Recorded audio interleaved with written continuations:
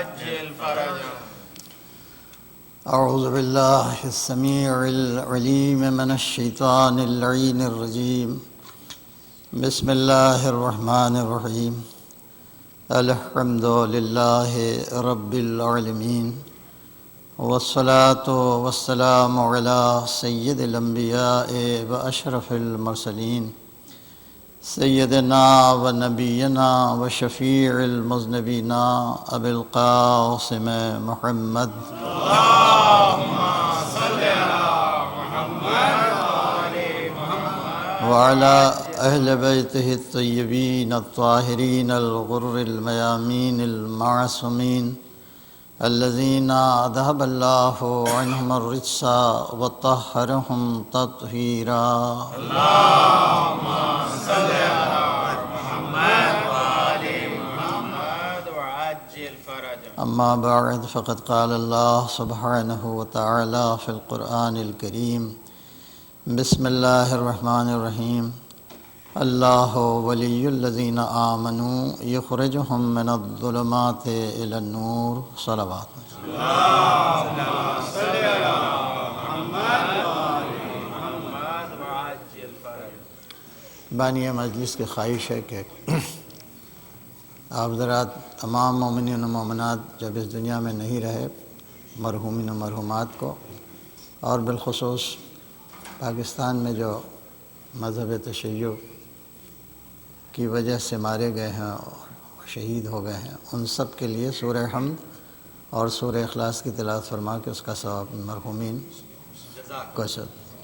اللہم صلی علی محمد وعلی محمد. اللہم صلی علی محمد وعلی محمد. بسم اللہ الرحمن الرحیم. ایاک نعبد و ایاک نستعین.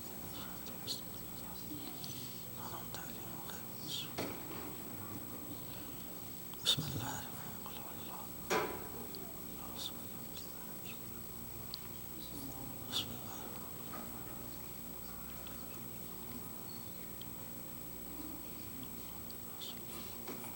اللہ ربنا. ایک صلوات بھیجتا ہوں.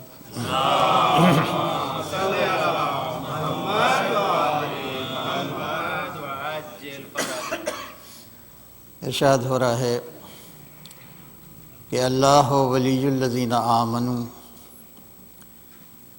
پروردگار ولی ہے ان لوگوں کا کہ جو ایمان لے آئیں. اس کے ولی ہونے کا فائدہ یہ ہے کہ یخرجہم من الظلمات الی النور، وہ تمام اندھیروں سے، تاریکیوں سے صاحبان ایمان کو نکال کے اور نور کی طرف لے آتا ہے. انسان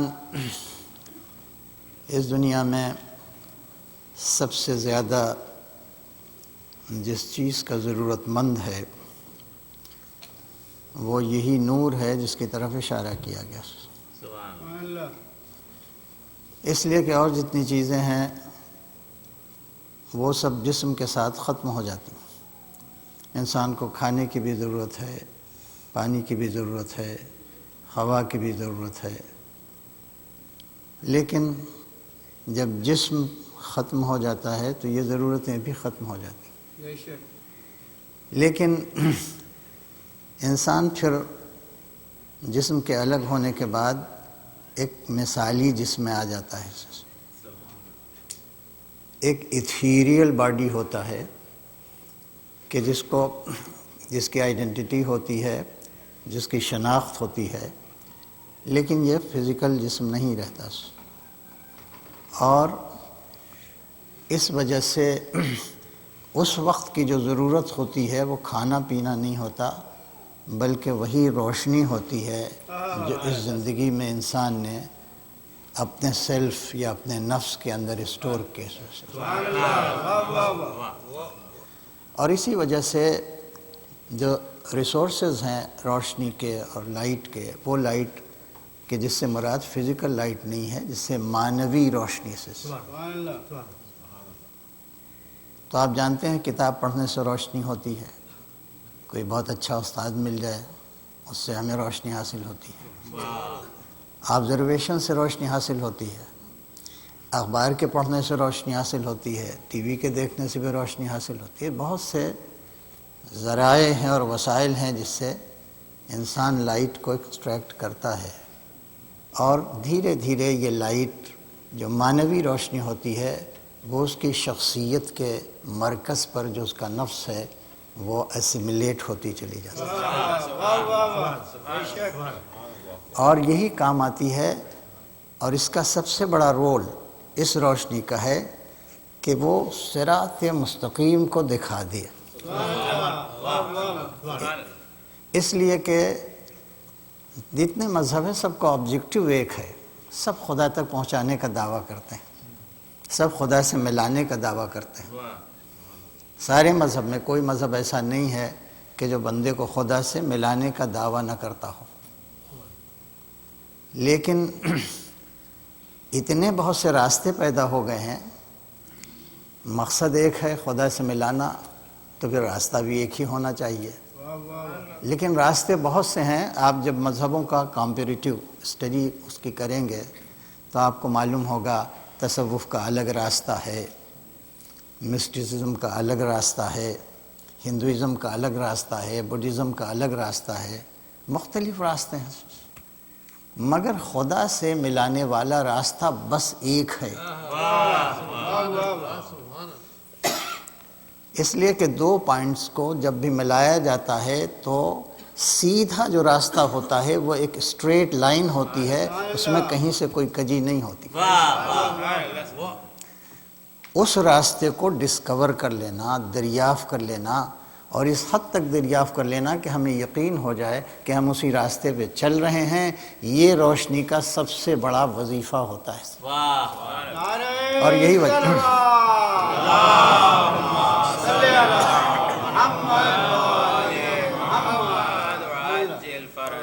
اسی لیے پروردگار عالم نے جب اپنی بارگاہ میں بلایا تو ہماری ضرورتیں سب اس کے علم میں تھیں. ہمیں اولاد کی ضرورت تھی، ہمیں علم کی ضرورت تھی، ہمیں جاب کی ضرورت تھی، ہمیں عزت کی ضرورت تھی، ہمیں شہرت کی ضرورت تھی، ہمیں عافیت کی ضرورت تھی، ہمیں صحت کی ضرورت تھی. لیکن اس نے کسی ضرورت کا مطالبہ ہمارے اوپر واجب نہیں کیا کہ ہم سے آ کے عزت کا سوال کرو، شہرت کا سوال کرو، صحت کا سوال کرو. سب مستحب کر دی. مانگنے پہ پابندی نہیں ہے مگر واجب نہیں ہے. مگر ہاں ایک دعا اتنی واجب ہے کہ اگر تم نے نہ پڑھا تو نماز باطل ہو جائے گی. اور ایک دو بار نہیں، دن میں 10 بار پڑھو،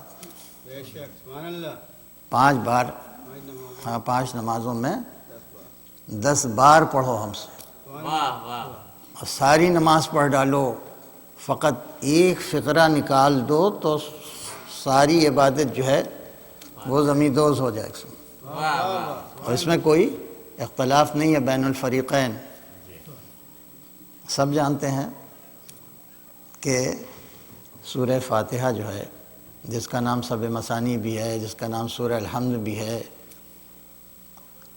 اس کا پڑھنا واجب ہے. اگر اس کو نکال دیا جائے تو لا صلاۃ لہ، پھر اس کی نماز نہیں ہوئی. یہ تا قانون سب کو معلوم ہے. اور یہی وہ سورہ ہے کہ جس میں 3 جملے اللہ نے اپنے لیے کہے اور پھر 3 جملے جو ہے وہ بندوں کی زبان کے اوپر جاری کیے. اور پہلے غائب کا صیغہ آیا، الحمدللہ، اس خدا کے لیے ساری الحمد، الرحمن الرحیم، جو رحمان ہے اور رحیم ہے، مالک یوم الدین، جو یوم الدین کا مالک ہے.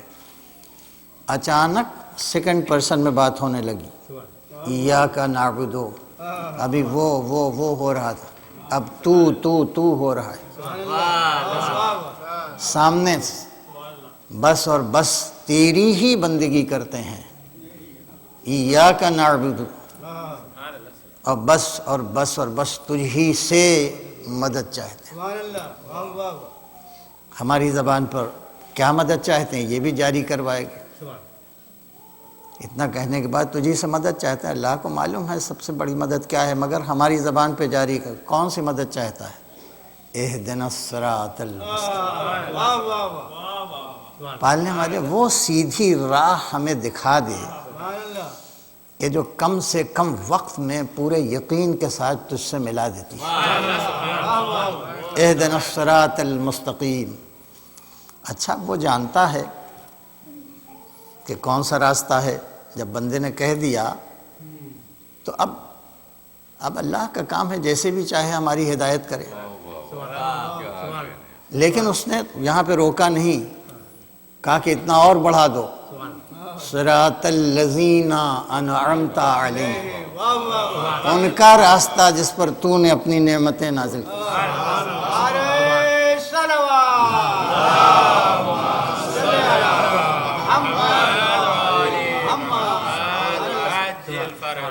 تو یہ نعمت کیا ہے؟ اب ہمارا وہ ہو گیا، جب ہم سے کہلوا دیا ان کا راستہ دکھا دے جن پر تو نے اپنی نعمتیں نازل کی، تو ہمارا فریضہ ہو گیا کہ ہم تلاش کریں کہ وہ کون لوگ ہیں جن پر اللہ نے اپنی نعمتیں نازل کی۔ ایک تو یہ فریضہ ہو گیا کہ نعمت سے مراد کیا ہے، دوسرا یہ فریضہ ہو گیا وہ لوگ کون ہیں جن پر اللہ نے اپنی نعمتیں نازل کی۔ نعرہ حیدری، نعرہ صلوات۔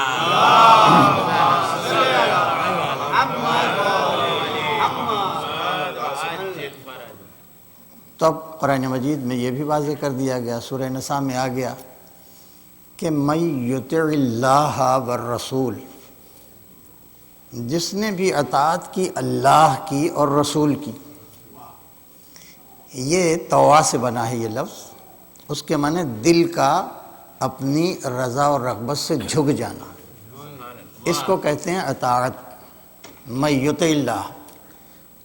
تو یہ پروردگار عالم نے ہر نفس کے اندر یہ صلاحیت رکھی ہے کہ وہ اپنی خوشی سے جھک جاتا ہے، دولت کے سامنے جھکتا ہی ہے، عافیت کے سامنے جھک جاتا ہے، راحت کے سامنے جھک جاتا ہے، لذت کے سامنے جھک جاتا ہے، شہوت کے سامنے جھک جاتا ہے۔ تو اس کے اندر ٹینڈنسی ہے، یہ جو نفس ہے، جو آٹونمی ہے، آٹونمی کے معنی ہماری حکومت ہے، یہ نفس، سیلف، ہم جو بھی جائے خدا کو برا بھلا کہیں، اتنی بڑی آٹونمی اختیار ہے ہمیں، مانے یا نہ مانے، اسے عادل کہیں، ظالم کہیں، اس لیے کہ اللہ نے اختیار دے دیا ہے تو وہ آ کر روکے گا نہیں، ہماری زبان پکڑے گا نہیں، اس کے بھیجے ہوئے رسول کو ہم مانیں یا نہ مانیں۔ تو اس کے اندر ٹینڈنسی پائی جاتی ہے کسی چیز کی طرف جھکنے کی، اور آپ جانتے ہیں پلیجر کی طرف جھک جاتا ہے، گلیمر کی طرف جھک جاتا ہے، انٹرٹینمنٹ کی طرف جھک جاتا ہے، اسپورٹس کی طرف جھک جاتا ہے۔ تو یہ تو طے ہے نا کہ جھکتا ہے۔ تو اللہ نے کہا کہ یہی دل جو ان تمام چیزوں کے آگے جھک جاتا ہے، اگر یہی اللہ کے آگے جھک جائے،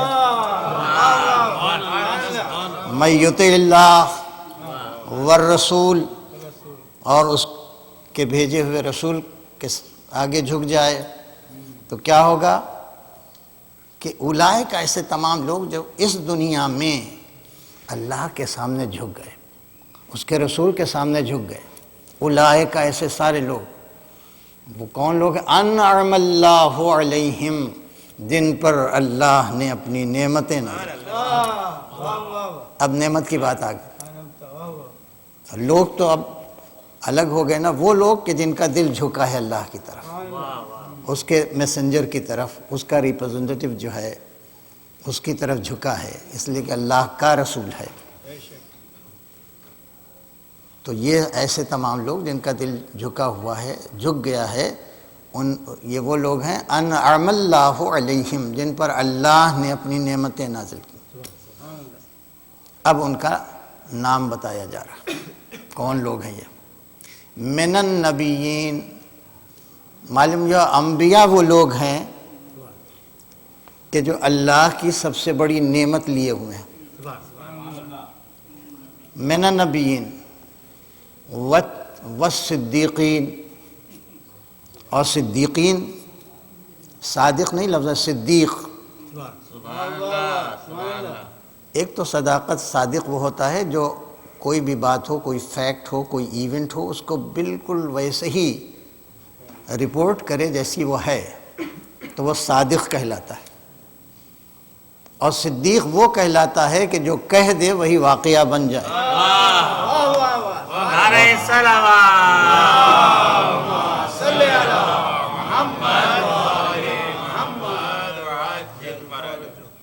تو معلوم ہے نبوت ایک نعمت ہے، واہ، صدیقیت ایک نعمت ہے، والشہداء والصالحین، چار باتیں آئی ہیں۔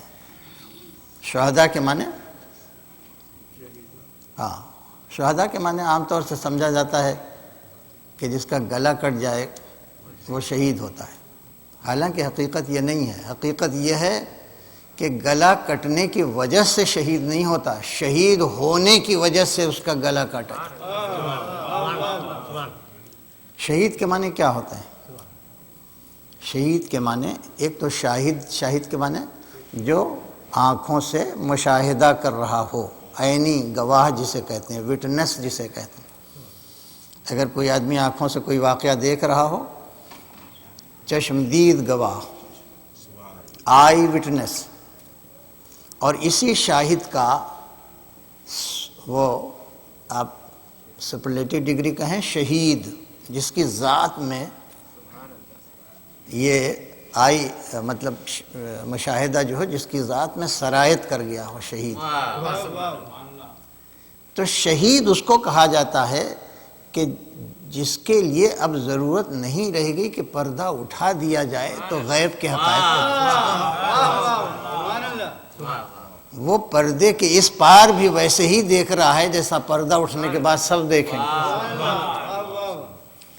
اسی واسطے سب سے زیادہ شہید کا وجود ان لوگوں کو کھٹکتا ہے کہ جو دنیا میں ملوث کرنا چاہتے ہیں انسانیت کو اور آخرت سے منحرف کرنا چاہتے ہیں۔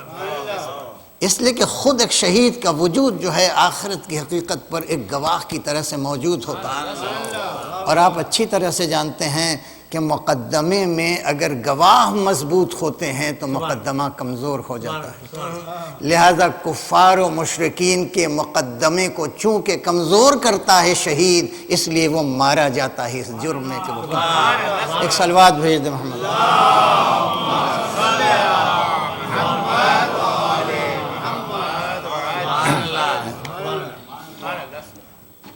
تو یہ نعمتیں ہیں، نبوت، صدیقیت، شہادت، اور آخر میں صالحیت۔ صالحیت کے معنی کہ جو زمین پر فساد پیدا نہیں ہونے دیتے، ہمیشہ زمین کی اصلاح کے پیچھے رہتے ہیں، کبھی اس میں ان کی طرف سے کوئی فساد پیدا نہیں ہوتا۔ تو اب ظاہر ہے کہ انبیاء پھیلے ہوئے ہیں پوری ہسٹری پر، کوئی قریہ ایسا نہیں ہے، قرآن کہتا ہے اللہ خلا فیہا نذیر، ہم نے کوئی نہ کوئی ڈرانے والا، کوئی وارنر وہاں نہیں بھیجا۔ پرانے لٹریچر میں جتنی فلیشز ملتے ہیں، بہت سچائیوں کے مل جاتے ہیں، وہ اسی لیے ملتے ہیں کہ کوئی قریہ ایسا نہیں ہے جہاں سے پروفٹس گزرے نہ ہوں۔ لہذا ان کی باتیں سن سن کے جن لوگوں نے اپنے دل کے اوپر اس کا اثر لے لیا، ان کو ایک روشنی ملی، اور وہی روشنی جو ہے بڑی بڑی کتابوں میں اکثر وہ سچائی کی طرح سے چمکتی ہوئی نظر آتی ہے۔ تو یہ پھیلے ہوئے ہیں پروفٹس، انبیاء، ایک نعمت ہے اللہ کی، اس لیے کہ ہمارے پاس کوئی ایسا آلہ نہیں ہے، کوئی ایسا مائکروسکوپ نہیں ہے، کوئی ایسا سیٹلائٹ نہیں ہے کہ جس سے ہم موت کے اس پار کی حقیقت کو دیکھ سکیں۔ اور ہمارے یہ بات اور ہمیں سب سے زیادہ ضرورت جو ہے اس گویا 21ویں صدی میں، کہ جو ایج آف انفارمیشن کہلاتی ہے، سب سے زیادہ لوگوں نے انفارمیشن کی قدر و قیمت اسی صدی میں جانی، اور اسی لیے بے چین ہیں کہ مارس میں چلے جائیں، اس پلینٹ میں چلے جائیں، اس کے بعد چلے جائیں۔ پوری دنیا کو ایکسپلور کرنے کی جو خواہش ہے، یہ فقط انفارمیشن کی وجہ سے ہے۔ لیکن سب سے بڑی انفارمیشن یہ ہے کہ یہ انسان کا جو سفر حیات ہے، اس سفر حیات پر کتنے پڑاؤ اور کتنے اسٹیشنز ہیں کہ جو آنے والے ہیں، اور انسانی آلے یا انسانی مائکروسکوپ یا انسانی ذرائع جو ہیں وہ سب موت کے بعد دم بخود ہو جاتے ہیں۔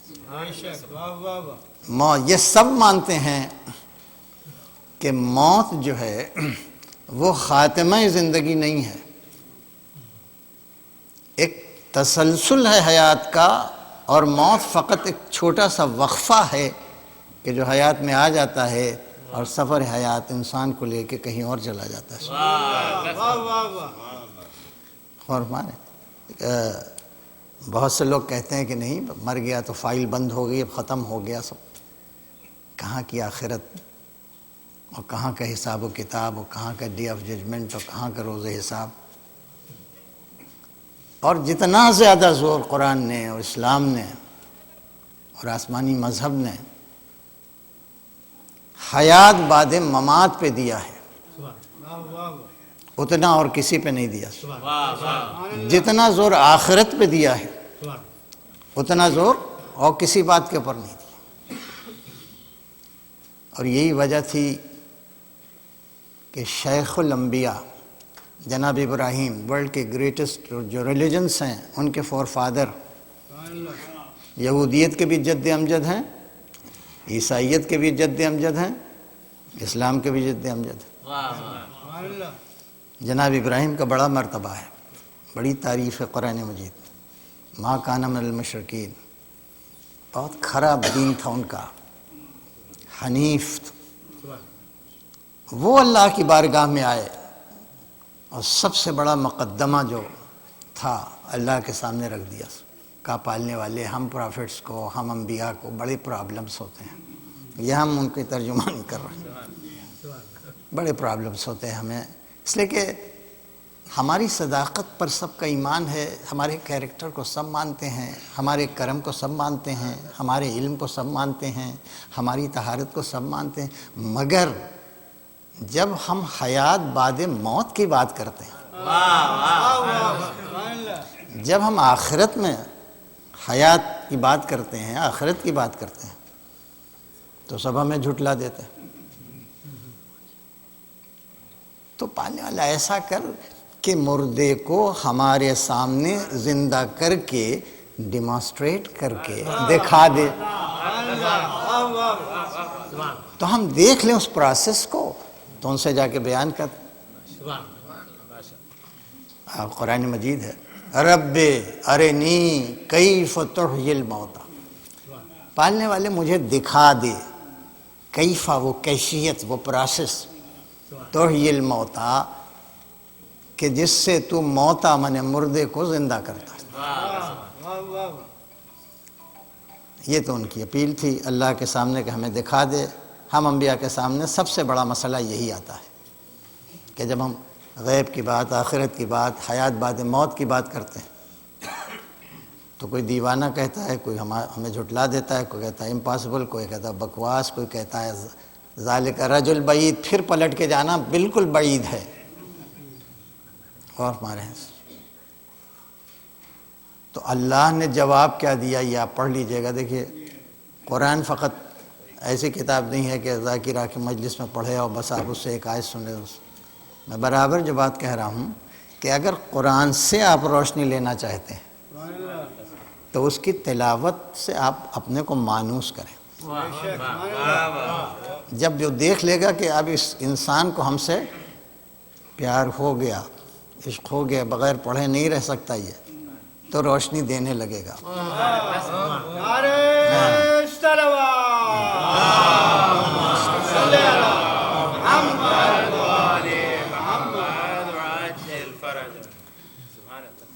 تو ادھر سے جواب کیا ہے قرآن میں دیکھ لیجئے گا۔ انہوں نے کہا کہ ہمیں دکھا دے، ہم اپنی آنکھوں سے دیکھ لیں کیسے مردے کو تو زندہ کرتا ہے۔ فوراً جواب آیا، ارے ابراہیم کیا تم مومن بھی نہیں ہو؟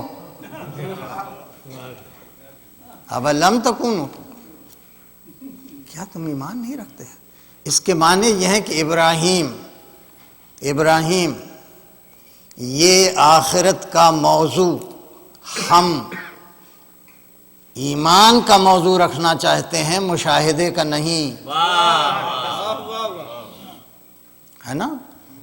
اس لیے کہ اگر دکھا دیں گے تو تمہیں آنکھوں پر ایمان ہوگا، نہ دکھا کے مانیں گے تو رسول پر ایمان ہوگا، نبی پر ایمان ہوگا۔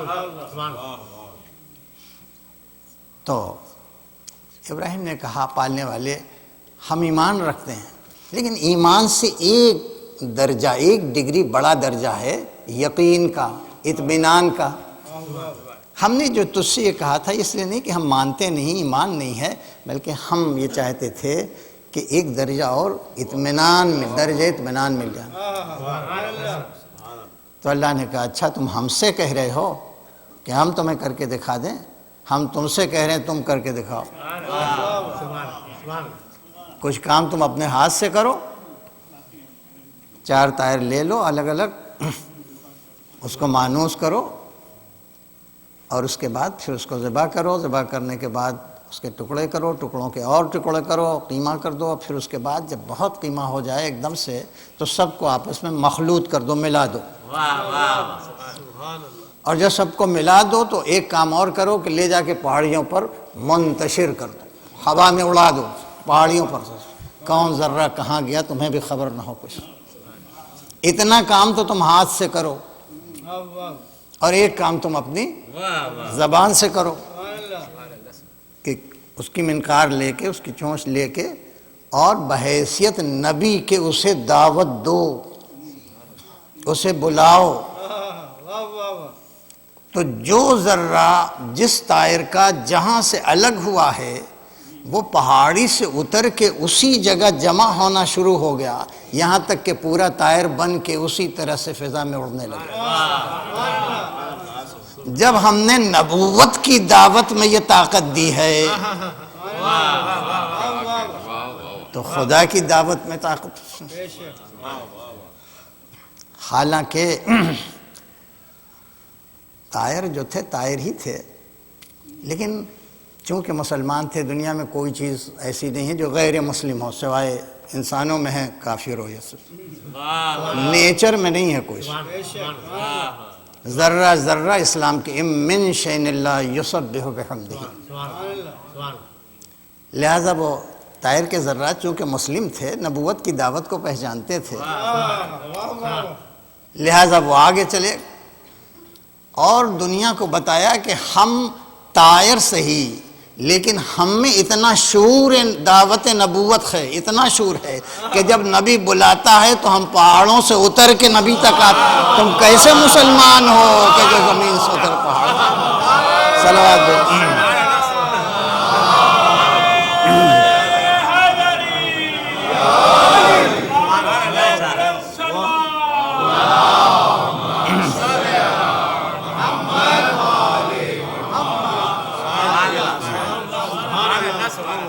تو یہ ابراہیم ایک نبی تھے، شیخ الانبیاء تھے، ایک بزرگ نبی تھے۔ ان کے ہاتھ کا کمال آپ نے دیکھا، ان کی زبان کا کمال دیکھا۔ حالانکہ کتنے بڑے بھی نبی کیوں نہ ہوں، مگر اللہ نے ان کے ہاتھ کو اپنا ہاتھ نہیں کہا،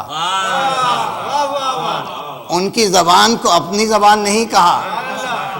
اب اگر کوئی ایسا بندہ خدا ہو جس کے ہاتھ کو اللہ اپنا ہاتھ کہے، جس کی زبان کو اپنی زبان کہے، تو اگر وہ ٹھوکر سے کہے میری اجازت سے اڑ جا تو اڑ جائے تو کبھی تعجب نہ کیجیے۔ ایک صلوات بھیجے محمد والے۔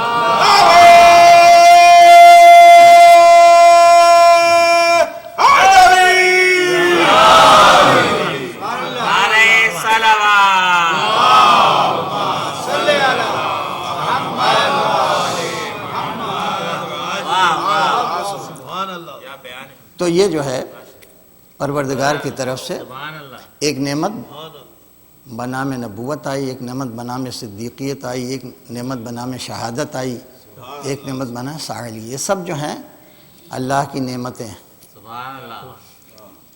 اور سب کو سمیٹ کے پروردگار کہتا ہے کہ یہ سب جو ہیں اگر الگ الگ کہا جائے تو کسی کو نبی کہیں گے، کسی کو شہید کہیں گے، کسی کو صدیق کہیں گے، کسی کو صالح کہیں گے، لیکن ان سب کی ایک حقیقت کی طرف اشارہ کریں تو سب کو نور کہا جائے گا. سب نور ہے.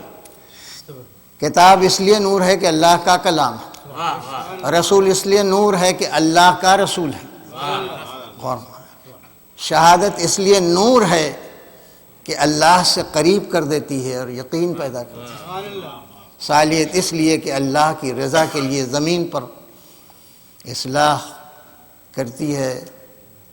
تو یہ جو پھیلی ہوئی نعمت ہے اللہ کی، اگر یہ کسی ایک دائرے میں آ کے سمٹ جائے، وہ ایسا دائرہ ہو کہ سارے انبیاء پر جسے سید و سردار بنایا گیا ہو وہ اس دائرے میں ہو،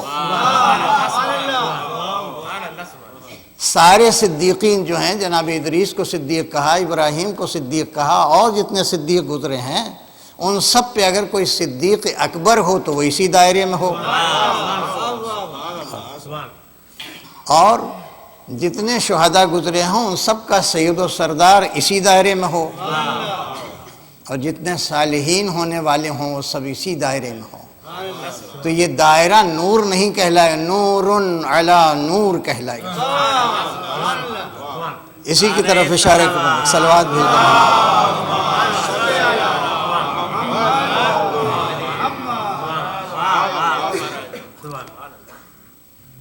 یہی وجہ ہے عزیزو کہ اللہ جو ہدایت دیتا ہے اس کی ذمہ داریوں میں سے، جیسے اس نے واضح کہے ان علینا الہدی، یہ ذمہ داری ہماری ہے کہ ہم تمہیں راستہ دکھائیں. تمہاری ذمہ داری یہ ہے کہ جب ہم دکھا دیں تو اسی پہ اس کا اتباع کرو، اس پہ چلنے لگو. یہ احسان ہمارا ہے کہ ہم نے تمہیں ہادی دی ہے، تو تمہارا احسان یہ ہے کہ تم ان کو مان لو، ان کا اتباع کرو. یہی ہم نے کہا احسنو، تم میرے ساتھ نیکی کرو ویسی کما، اسی طرح سے جیسے ہم نے تمہارے ساتھ احسان کیا. کما احسنت علیکم، جیسے ہم نے تمہارے ساتھ احسان کیا ویسے تم میرے ساتھ. ہمارا احسان یہ ہے کہ تمہیں ہم نے ہادی دیے، تمہیں ہم نے روشنی دی، تمہیں ہم نے نور دیا. تمہارا احسان یہ ہے کہ جب نور ہم نے دے دیا تو اسی نور کے سہارے ہم تک چلے آؤ. ہماری نعمتوں کفران نعمت نہ کرو، اور یاد رکھو کہ وہ ایک ہی راستہ ہے. انڈر لائن کر کے کہا قرآن مجید نے، لا تتبعوا السبل. سبل جو ہے وہ سبیل کی جمع ہے. بہت سے راستے کھل گئے ہیں دنیا میں، تو سارے راستوں پر نہ چلنے لگنا. لا تتبعوا السبل، سارے راستوں پر نہ چلنے لگنا. اگر تم نے ایسا کیا فتفرق بکم عن سبیلہ، تو یہ بہت سے راستوں پہ چلنا تمہیں اس راستے سے محروم کر دے گا جو سیدھا لے کے خدا تک.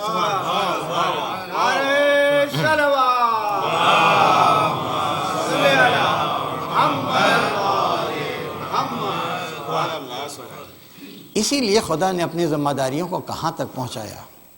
دیکھیے، اگر بہت سی کتابیں ہوں سامنے اور کوئی ایک کتاب ہو جو واقعاً ہدایت کرنے والی کتاب ہو، دنیا میں کوئی کتاب، کوئی اسکرپچر ایسا نہیں ہے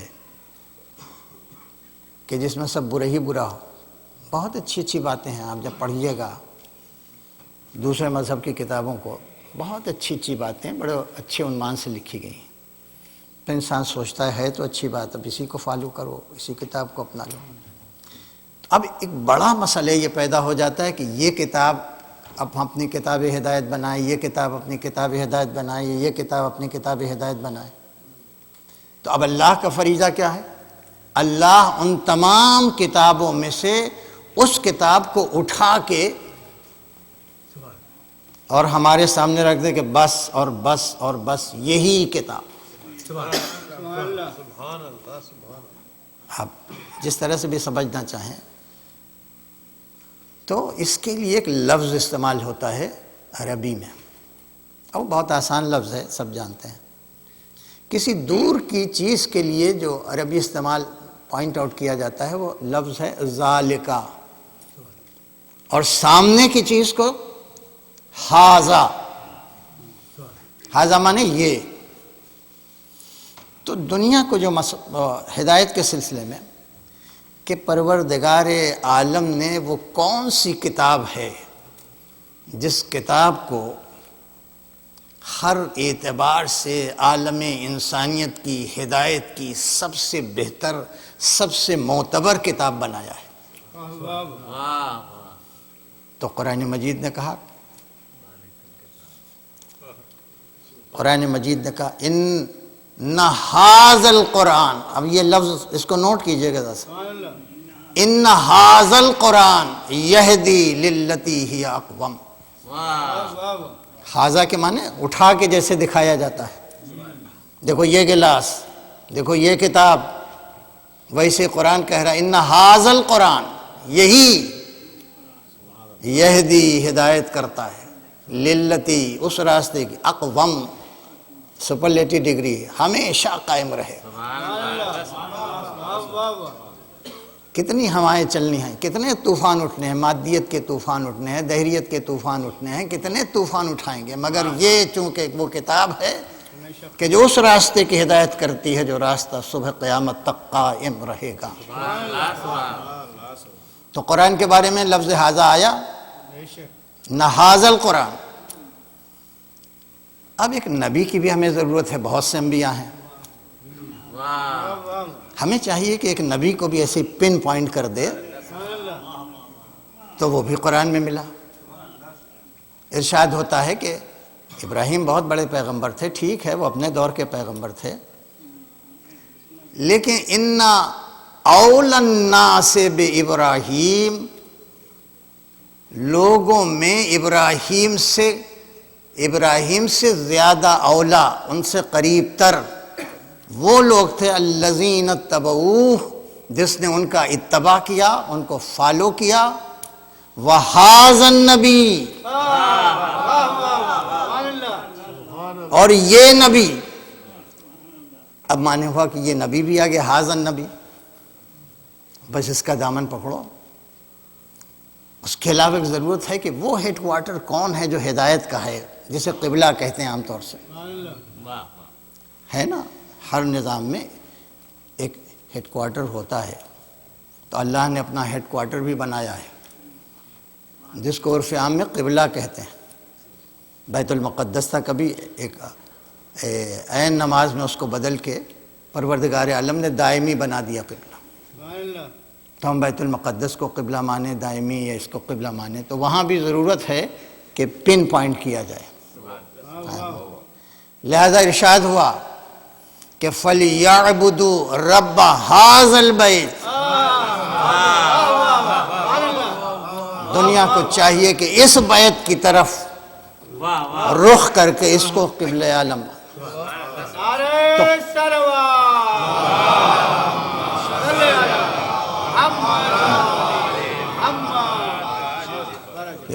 کل کو یہ نہ کہہ دے کہ پالنے والے اٹھا کے دکھا دیا ہوتا، پوائنٹ کر کے دکھا دیا ہوتا.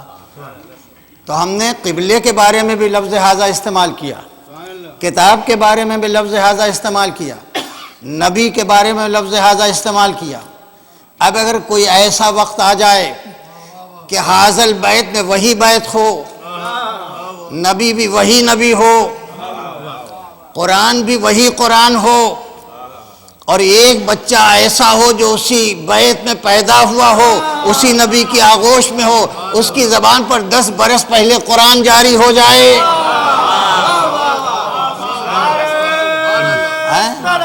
تو آیا حق ہے کہ نہیں کہ ایک دن وہ بھی آئے کہ جب اسی کو اپنے ہاتھوں پر اٹھا کے کہے کہ من کنت مولا فھذا علی مولا.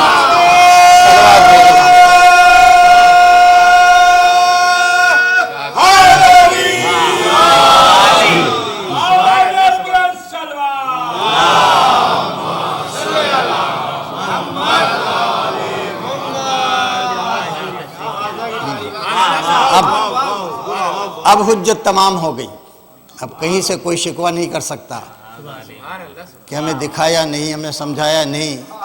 نہیں، ہر چیز کو ابھی تحریراً تھا ھذا، اب عملاً حاضہ کی منزل آ گئی۔ دیکھ لو، یہی کعبے کا مولود ہے، یہی کعبے کی جان ہے، یہی قرآن ہے، یہی نبی کا نفس ہے۔ ارے سوچے تو صحیح کہ کئی دن، 3 دن کی عمر تھی جب نبی گئے ہیں، پھر دروازہ کھلا، نیا در پھر کھلا، نبی اس کے گھر گئے اور بچے کو لیا، وہ آنکھ بند کیے ہوئے تھا اور ماں پریشان تھی کہ کیا بات ہے۔ تو جیسی آغوش رسالت کی حرارت محسوس کی، فوراً آپ پہلی نظر رسول کے چہرے پہ پڑی۔ بھائی لسان اللہ اپنے حبیب کے چہرے کو نہ، ارے عین اللہ اپنے حبیب کے چہرے کو نہ دیکھے تو کس کو دیکھے؟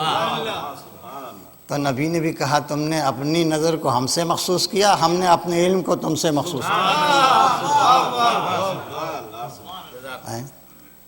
اور اس کے بعد یا نبی کچھ پڑھیں۔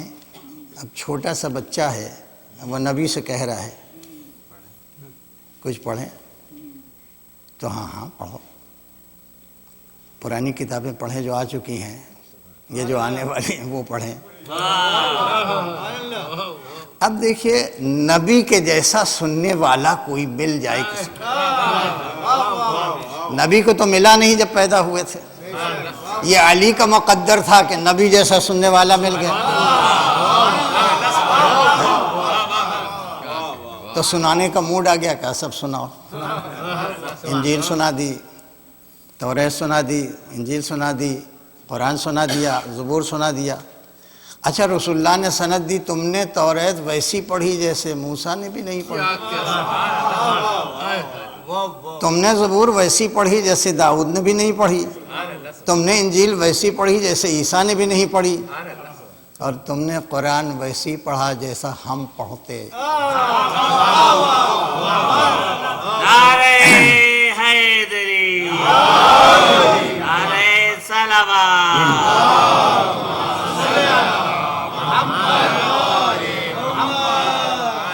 اب ہمیں یہ بات سمجھ میں نہیں آئی، اور یہی موقع ہوتے ہیں کہ بھائی کی وجہ سے تعریف کے پل باندھ دیے بہت سے لوگوں کے ذہن میں سے۔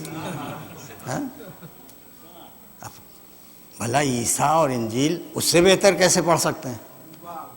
موسیٰ اور توریت موسیٰ سے زیادہ بہتر کیسے پڑھ سکتے ہیں؟ زبور داؤد سے زیادہ بہتر کیسے پڑھ سکتے ہیں؟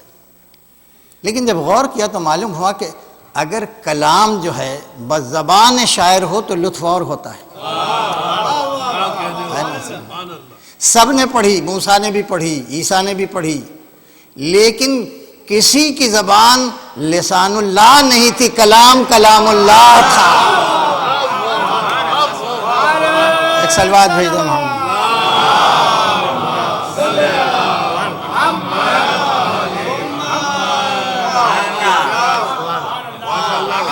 بس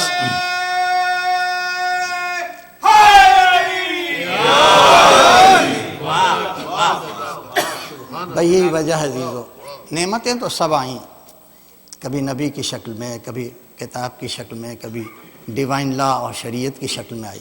بڑی نعمتیں اللہ نے بھیجی، دائمی نعمتیں، فانی نعمتوں کی بات نہیں، جو دائمی نعمتیں۔ انسان اگر ان سے نور کو نچوڑ لے، نور کو کسب کر لے اور اپنے نفس کے نہا خانے میں اسے محفوظ کر لے، تو نہ قبر کا مسئلہ ہے، نہ برزخ کا مسئلہ ہے، صراط کا مسئلہ ہے۔ لیکن کسی نعمت کے بارے میں قدرت نے یہ نہیں کہا کہ یہ نعمت ہم نے دے دی تو اتنی بڑی نعمت ہے کہ اگر نعمتوں میں ملا دو تو نعمتیں سب تمام ہو جائیں، اگر اپنے دین میں ملا دو تو ہم اس دین سے راضی ہو جائیں۔ ایک ہی نعمت آئی جو کھلے ہوئے میدان میں اس نے کہا آج کا دن ہے۔ اتنی بڑی کائنات بنائی مگر لفظ یوم استعمال کیا، یوم خلق السماوات والارض۔ نہ جانے اس دن کی کیا بات تھی کہ یوم نہیں کہا، الیوم اتممت علیکم نعمتی، آج ہم نے نعمتیں تمام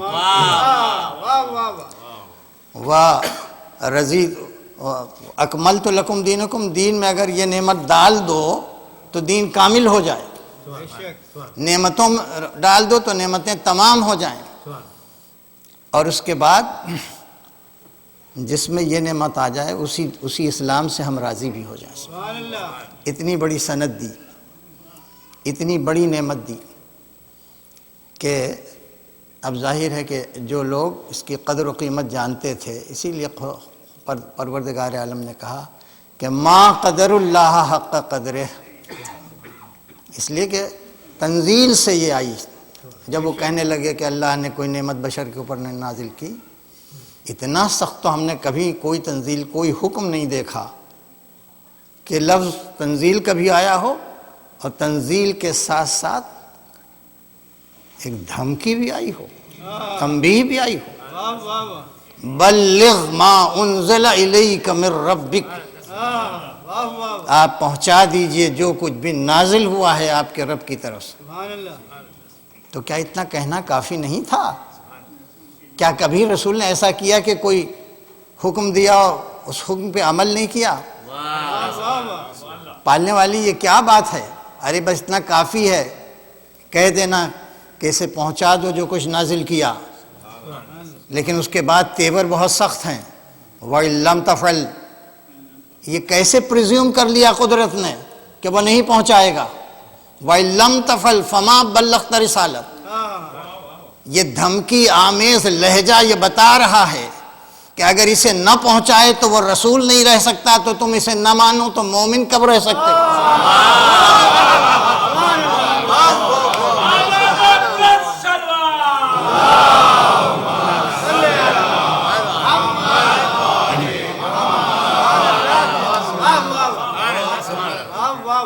بس عزیزان محترم، جنہوں نے صراط مستقیم کو قرآن سے لیا، تو قرآن مجید میں ایک چھوٹا سا کلیہ بس آخر کلام میں بیان کریں، چھوٹی سی آیت میں پورا کلیہ بیان کر دیا، اور وہ سورہ آل عمران کی آیت ہے۔ ارشاد ہوتا ہے مَن یعتصم باللہ فقد ہدی الی صراط مستقیم، جو کوئی بھی اس دنیا میں اعتصام باللہ جس نے کیا، فقد یقیناً ہدیا الی صراط، اس کی ہدایت ہو گئی صراط مستقیم، ہے نا؟ یہ کلیہ بیان کر رہا قرآن، کیا ہے؟ اعتصام باللہ، من یعتصم باللہ۔ اب یہ اعتصام کا ترجمہ مفسرین شیعہ سنی سب نے، جس نے خدا کو مضبوطی سے پکڑ لیا۔ اب خدا کہاں ہے کہ اس کو پکڑا جائے مضبوطی سے؟ یہی سب نے ترجمہ کیا، جس نے خدا کو مضبوطی سے پکڑ لیا۔ آپ بھی دیکھ لیجئے گا جا کے۔ اعتصام کے اوپر غور کرنا پڑے گا کہ اعتصام کے معنی کیا ہیں باللہ۔ آپ اگر تھوڑی سی ظاہر ہے مجھ سے اچھی اردو جانتے ہوں گے، بس اسی کے سہارے، کہ جیسے حشمت ایک لفظ ہے، حشمت سے اور جب ناؤن بنایا جاتا ہے، ایبسٹریکٹ ناؤن بنایا جاتا ہے، تو احتشام بنتا ہے۔ جس کیا ہوتا ہے؟ حشمت سے احتشام، نظامت سے انتظام بنتا ہے، ہمت سے اہتمام ہے۔ یہ طریقہ ہے عربی میں اور اردو میں بھی اور فارسی میں بھی۔ تو جیسے حشمت سے احتشام بنا، جیسے ہمت سے اہتمام بنا، جیسے نظامت سے انتظام بنا، ویسے عصمت سے اعتصام بنا۔ بالکل، عصمت سے اعتصام بنا۔ تو آیت کیا کہہ رہی؟ جس نے اپنے اور اللہ کے درمیان معصوم وسیلہ دریافت کر کے اسے پکڑ لیا، فقد ہدی الی صراط، اس کی ہدایت ہو گئی صراط مستقیم۔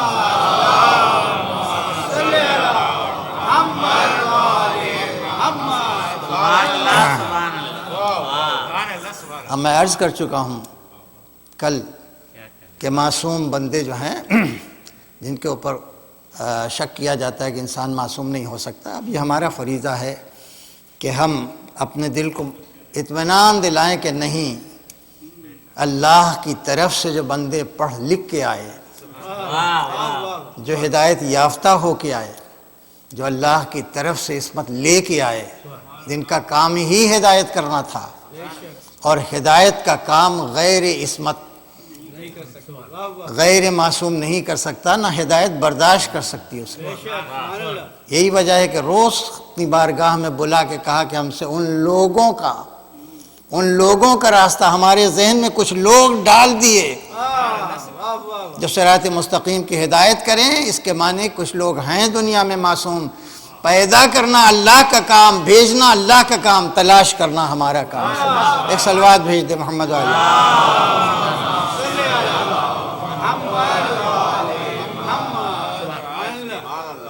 بس محترم، آخر کلام میں جو بات عرض کرنی ہے وہ یہ ہے کہ جب علی کی محبت یا علی کی معرفت سے محبت جنم لیتی ہے، پیدا ہوتی ہے، اور ہمارے دل کا سرمایہ بن جاتی ہے اور ہمارے باطن کو نور سے منور کر دیتی ہے، تو اس عارضی دنیا کی مصیبتیں ہمارے سامنے کچھ نہیں رہتی. اور یہی وجہ ہے کہ امام حسین نے اپنے اصحاب کے انتخاب کا اور کوئی پیمانہ نہیں بنایا سوائے اس کے کہ اس کے دل میں علی کی کتنی معرفت پائی جائے. اس لیے کہ علی جو ہے وہ آپ سمبل کہیں، علامت کہیں، ولایت کی علامت. مقابلے میں کیا آ گئی تھی؟ ملوکیت. اور ملوکیت کوئی کم پاورفل چیز نہیں ہے.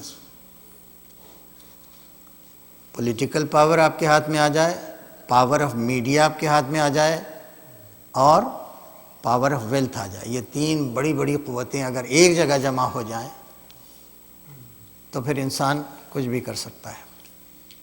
اور یہ ساری چیزیں ایک یزید کے ہاتھ میں آ گئی. پولیٹیکل پاور ایسی ساورینٹی اسے مل گئی کہ ایک شہر، ایک ملک نہیں، چار بر اعظم پہ اس کی حکومت. اور اس کے علاوہ ویلتھ کا عالم یہ ہے، دولت کا عالم یہ ہے کہ شام میں اس زمانے میں کہاں کہاں سے پتھر منگائے جا رہے ہیں. یہی سنگ مرمر کے پتھر، بالکل سفید، ایک دم بلوری سفید، کچھ بالکل نیلے، کچھ ہرے، سب کا جو محل بن رہا ہے، قصر ابیض، قصر احمر، قصر اخضر، دولت کا عالم ہے. اس کے علاوہ اس زمانے میں پاور آف میڈیا جو ہوتا تھا، یہی محدثین ہوتے تھے. وہ رسول کے نام سے جو جی چاہیں حدیث لکھ دیں، تو پروپیگنڈا ہو جاتا تھا کہ جو تخت پہ بیٹھا ہوا ہے وہ جائز مسلم الثبوت خلیفہ ہے. بہرحال ساری طاقتوں کو جمع کرنے کے بعد ایک بار جب حسین کو للکارا گیا، حسین سے مطالبہ بیعت کیا جانے لگا، تو حسین ابن علی نے ولایت کی طاقت دکھائی. اور یہ ولایت کی طاقت وہ طاقت تھی کہ یزید کسی محاذ پر کامیاب نہیں ہو سکا.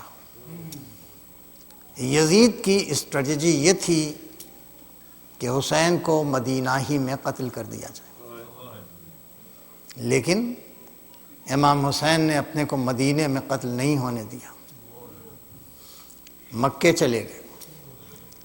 یزید کے لیے بہت اچھا تھا، اس کے حق میں، اس کی سیاست کے حق میں بہت اچھا تھا کہ مکے میں حج کرتے وقت لباس احرام میں کچھ قاتل بھیج دیے جائیں اور حسین کو قتل کر دیا.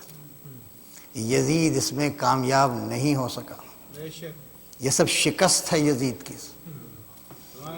عجیب و غریب کربلا، جو جگہ معین کی حسین نے وہیں پہ قاتل کو قتل کرنا،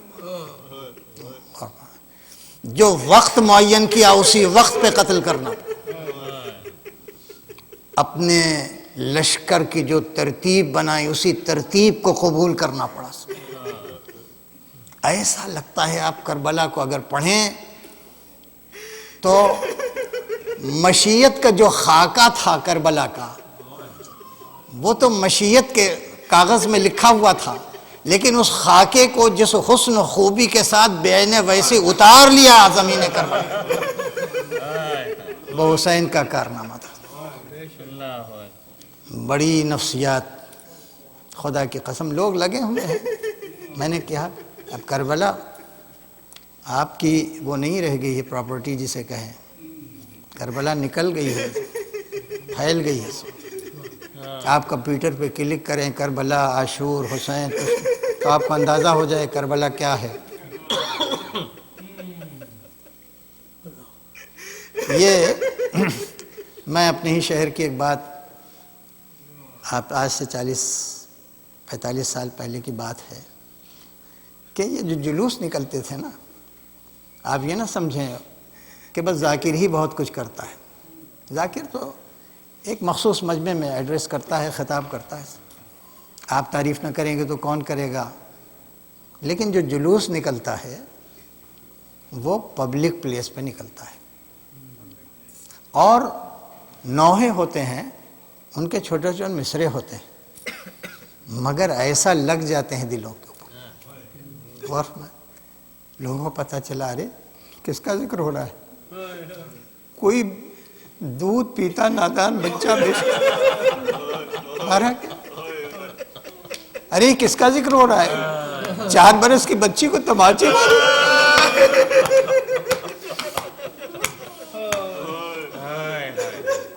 تو یہ نوحوں سے اشاعت ہوتی. چنانچہ اس کو ہندو بھی سنتے ہیں، سکھ بھی، عیسائی سب سنتے ہیں. عجیب سا ایک امپیکٹ، ایک تاثر ان کے دل پہ ہوتا ہے. تو الہ آباد یونیورسٹی میں آج سے 40-45 سال پہلے کی بات ہے کہ ڈپارٹمنٹ آف فلاسفی میں ایک شیعہ پروفیسر تھے، ان کا نام تھا پروفیسر علی مہدی. اور وہ بڑے پڑھے لکھے، اتنے لرنڈ تھے کہ ان کو گریک بھی آتی تھی، یونانی زبان بھی آتی تھی، لاطینی زبان لیٹن بھی آتی تھی، فرینچ بھی آتی تھی. بڑے شوقین تھے، بڑی رچ لائبریری تھی ان کی. اور جب اسلامک فلاسفی پڑھاتے تھے تو لڑکے اس طرح سے ان کے لیکچر کو سنتے تھے کہ جیسے آنکھوں سے پی رہے ہوں لیکچر. بڑا لائک کرنے لگتے ہیں. ظاہر ہے کہ کلاس میں ٹیچر سے جو محبت ہو جاتی ہے وہ سب کے اوپر ہوتی ہے. اچھے ٹیچر سے اچھے شاگرد کو محبت ہو جاتی ہے، تو بڑی محبت بھی لڑکے کرتے تھے ان سے. لیکن لڑکے یہ آبزرو کرتے تھے کہ پتہ نہیں کیا بات ہے کہ ایک مہینہ ایسا آتا ہے کہ ان کے لیکچر میں وہ فلو نہیں رہ جاتا، زبان لڑکھڑانے لگتی ہے. آپ سمجھ گئے؟ یہی شخص جس کا نام علی مہدی ہے، فلسفی کا پروفیسر، یہ جب ہلال محرم دیکھتا، محرم کا چاند دیکھتا تو اپنے پر کنٹرول جو ہے وہ کلاس کٹ نہیں کرتا تھا، کلاس جاتا تھا، کلاس لیتا تھا، مگر وہ روانی، وہ فلو اس کے لیکچر میں نہیں رہتا. اور جب 7ویں تاریخ آ جاتی تھی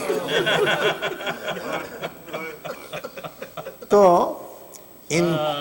جیسے انکوہیرنٹ ہو جاتا ہے آدمی کہ کوئی اس میں ربط نہیں رہ جاتا. تو لڑکوں نے کہا کہ پتہ نہیں کیا بات ہے. سب کھڑے ہو گئے. انہوں نے کہا سر معلوم ہوتا ہے کہ آپ کے گھر کے اوپر کوئی بڑی مصیبت پڑ گئی، تو ہم سب آپ سے گزارش کرتے ہیں کہ آپ اپنے گھر جائیے، جب آپ نارمل ہو جائیے گا بالکل تو چلے آئیے. اب یہ سن کے ان کا اور ظاہر تھا. میں ایک بار کہا کہ بچوں میرا گھر بالکل سلامت ہے، میرے گھر پہ کوئی مصیبت نہیں، البتہ میرے رسول کا گھر اجڑ. تو لڑکوں نے کہا کہ اچھا آج فلسفی نہ پڑھائیے. آج یہی بتا دیجئے کہ آپ کے رسول کا گھر کیسے بتائیں، کہاں سے شروع کریں، کہاں ختم کریں؟ مگر چونکہ ان کے کلاس میں اور دوسرے پروفیسر بھی آتے تھے اسلام سیکھنے کے لیے، ان کی نظر پڑی دروازے کے اوپر تو فوراً اشارے سے بلا لیا، اور یہ سمجھ کے کہ آج یہ ہماری ضرورت پوری کرے. اور جیسے ہی وہ آ گئے کہا کہ آپ بڑے وقت سے آ گئے، آج ہمیں آپ ہی کی ضرورت تھی. انہوں نے کہا میں تو خود اپنی ضرورت سے آتا ہوں، میں آپ کی ضرورت کیا پورا کروں؟ کہا نہیں، آپ لائف سائنس کے پروفیسر ہیں نا؟ کہا ہاں. کہا آج آپ ہی کی ضرورت ہے. کہا بتائیے جو مجھ کر سکتا ہوں. کہا آپ کے سبجیکٹ میں، لائف سائنس میں، بیالوجی میں، انسانی حیات کا دار و مدار کس پر ہوتا ہے؟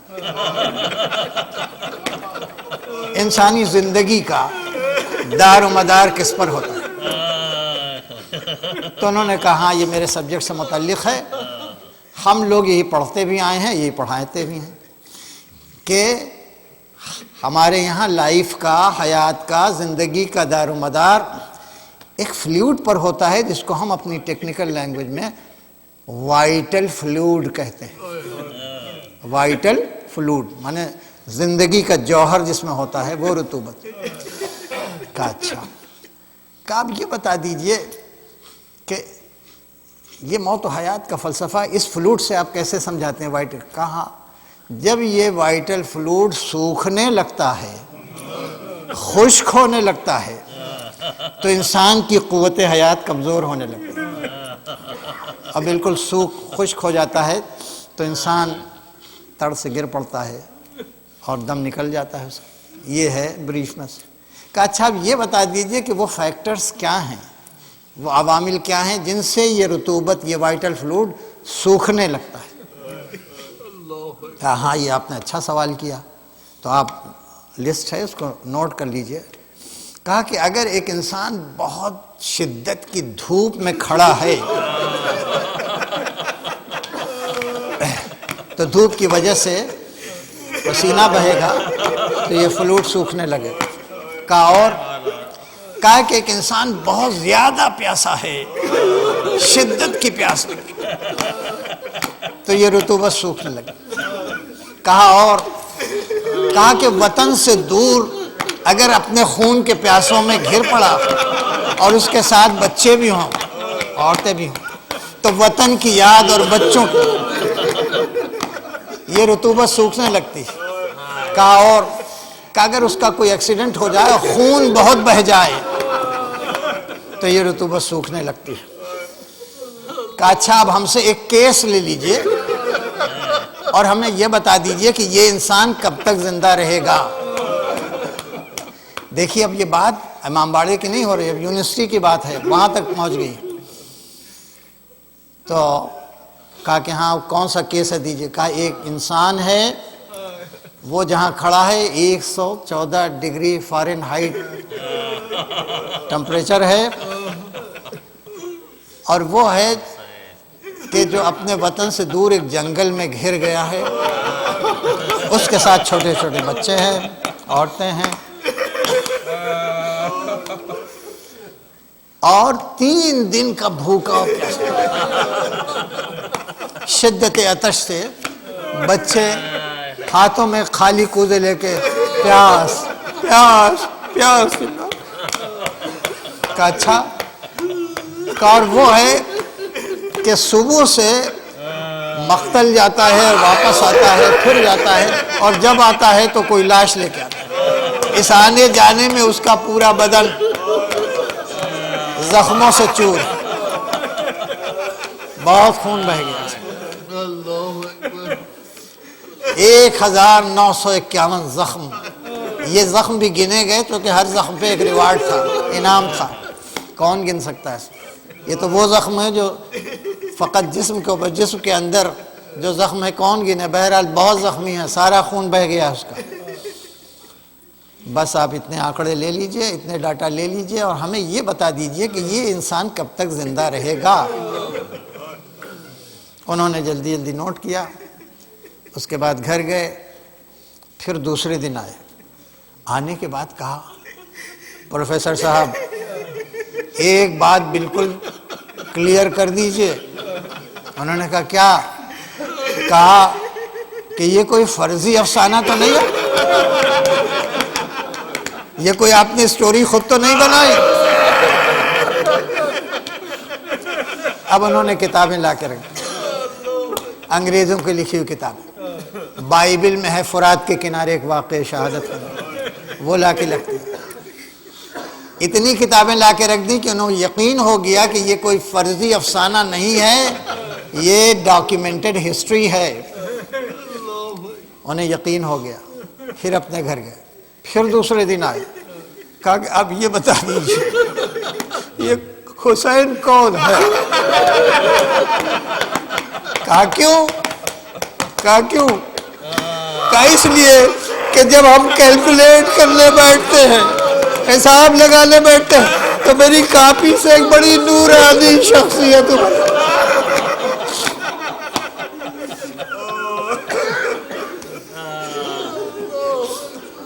اور اس کے بعد آئے، تیسرے دن آئے، کہا ہم نے یہ مان کے کہ یہ کیس جو آپ نے دیا ہے یہ ایک ایسے شخص کا ہے کہ جس کی ول پاور بہت اسٹرانگ، جس کی قوت ارادی بہت مضبوط، یہ ہم نے مان کے. لیکن یہ مان کے کہ اس کی ول پاور، اس کی قوت ارادی بہت تیز، ہم نے جب کیلکولیٹ کیا تو ہمارے کیلکولیشن کے اعتبار سے، ہمارے سبجیکٹ کے اعتبار سے، یہ شخص جب وہ 6 مہینے کا بچہ، اس کا چھدا ہوا گلا، اس کی لاش لے کے جب خیمے کے باہر، خیمے کے پیچھے گیا، ننھی سی لحد بنائی ہو، تو اتنا تو ہے کہ وہ لحد کھود لے گا، بچے کو لٹال دے گا، اس میں مٹی ڈال کے برابر کر دے گا، لیکن جیسے ہی برابر کرے گا، اٹھنا چاہے گا، تڑ سے گرے گا، پھر کوئی طاقت اس کو دوبارہ کھڑا نہیں کر سکتی. بس یہ ہمارا سبجیکٹ کا فیصلہ ہے. تو علی مہدی صاحب نے کہا اسی لیے ہم نے پورے آنکڑے آپ کو نہیں دیے، پورے ڈاٹا آپ کو نہیں دیے. کہا کیا مطلب؟ کہا میں کیسے بتاتا آپ سے کہ اس کے بعد 4 بڑے بڑے سرمنس دیے ہیں اور 8 بڑے بڑے حملے کیے ہیں. غور مانا. اب پوری دنیا کے سامنے مسئلہ آ گیا کہ حسین کی طاقت کا سورس کیا تھا، حسین کی طاقت کا سرچشمہ کیا تھا. اسی لیے حسین صبح قیامت تک دیکھ رہے تھے کہ یہ واقعہ یوں نہیں ہوگا، یہ پھیلتا چلا جائے گا، اور یہی سوال ذہن میں آئے گا کہ حسین کی طاقت کا سورس کیا ہے. یہ مصیبتوں کو برداشت کرنا، یہ لاشوں کو اٹھا لینا، اس کا سورس کیا ہے؟ بس سارے سوالات کو حسین نے اپنی پیشانی پہ جمع کیا، اور وہ پیشانی سجدے میں رکھ کے کہا، پالنے والے جسے تو مل گیا اس نے، جس نے تجھے کھو دیا اس نے پایا کیا. میری طاقت کا سورس یہی ہے. یہی وجہ ہے کہ جب خدا نے بلایا ملک الموت کو ہٹا کے، آج تو ہٹ جا، آج میں اس نفس کو خود اس کے جسم سے نکالوں گا، تو نہ نواس نبی کہہ کے بلایا، نہ امام کہہ کے بلایا، نہ شہید کہہ کے بلایا، نہ صابر کہہ کے بلایا. کیا کہہ کے بلایا؟ اے نفس مطمئنہ ارجعی الی ربک راضیۃ مرضیہ، میں تو تجھ سے راضی ہو گیا، اب تو بھی مجھ سے راضی ہو. میں نے تیرا علی اکبر لے لیا، میں نے تیرا علی اصغر. اجرکم اللہ. میں پڑھ چکا، مگر بات حسین کے اطمینان نفس کی جب آ گئی تو ظاہر ہے کہ اسے اس وقت تک پورا اطمینان نہیں ہو سکتا جب تک کوئی ایسا ذریعہ اس کی نگاہوں کے سامنے نہ ہو کہ جو واقع کربلا کے مقصد کو صبح قیامت تک کے لیے زندہ کر دے. اس لیے یہ اطمینان نفس جو ہے حسین کے سینے میں اس کا راز وہ بہن ہے جس کا نام زینب ہے۔ بس میں نے آپ کا وقت لیا، لیکن بس ایک منظر اور آپ کی زحمت کو ختم۔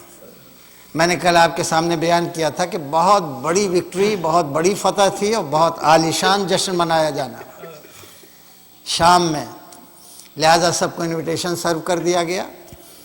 700 امبیسڈرز آئے تھے، چھوٹے بڑے، یاد رہے یہ، بڑے امبیسڈرز کے لیے سونے کی کرسی اور چھوٹے چھوٹے علاقے یا ملک کے جو امبیسڈرز اور سفراء تھے ان کے لیے چاندی کی کرسی۔ اب آپ اندازہ کریں کتنا سجایا گیا ہوگا محل۔ اس کے بعد سیرین آرمی کے کمانڈرز ہیں اس میں ہیں، رومن آرمی کے کمانڈرز میں ہیں، اس کے علاوہ ایڈمنسٹریٹو ڈگنیٹریز ہیں، وہ سب موجود ہیں۔ بہت شاندار دربار، اور تخت کے اوپر یزید ہیں، اور اس کے بعد سامنے سونے کا ایک تشت رکھا۔ تھوڑی دیر کے بعد دیکھا کہ ایک شخص ہے کہ ایک کٹا ہوا سر لا کے اسی سونے کے تشت میں رکھ دیتا ہے، اور یزید کہتا ہے کہ یہ لال لال خون جو اس سر سے بہ رہا ہے، یہ سونے کے تخت میں کتنا اچھا لگ رہا ہے۔ یہ 4 برس کی ایک بچی سن رہی تھی، میں نہیں پڑھ سکتا اس میں، وہ لپک کے لینا چاہتی۔ یزید نے کہا میں تب جانوں کہ تمہاری محبت سچی ہے جب سر اٹھ کے خود چلا آئے۔ دیکھتے جائیے، پوری گویا پورے ورلڈ کا ریپرزنٹیشن ہے، عجیب عجیب مناظر ہیں جو سامنے آ رہے ہیں۔ دیکھا لوگوں نے، پن ڈراپ سائلنس ہے، سب دیکھ رہے ہیں، اور ایک بار قیدی لا کے کھڑے کر دیے، ایک حلقہ بنا، ایک سرکل، اس میں قیدی لا کے کھڑے کر دیا۔ اب اس کے بعد یزید متوجہ ہوا امبیسڈر سے، سفراء سے، کہا کہ ہمیں یقین ہے کہ آپ لوگ سوچ رہے ہوں گے کہ کون سا جرم کیا تھا جو ہم نے ان کے مردوں کو نہ صرف یہ کہ قتل کیا، ان کی لاشوں کو بھی پامال کر دیا، ان کے سروں کو یہاں منگوا لیا۔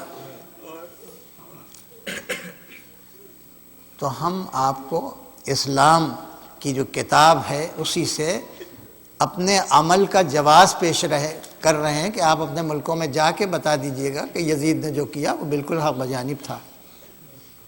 اب سب اس کی طرف متوجہ ہو گئے۔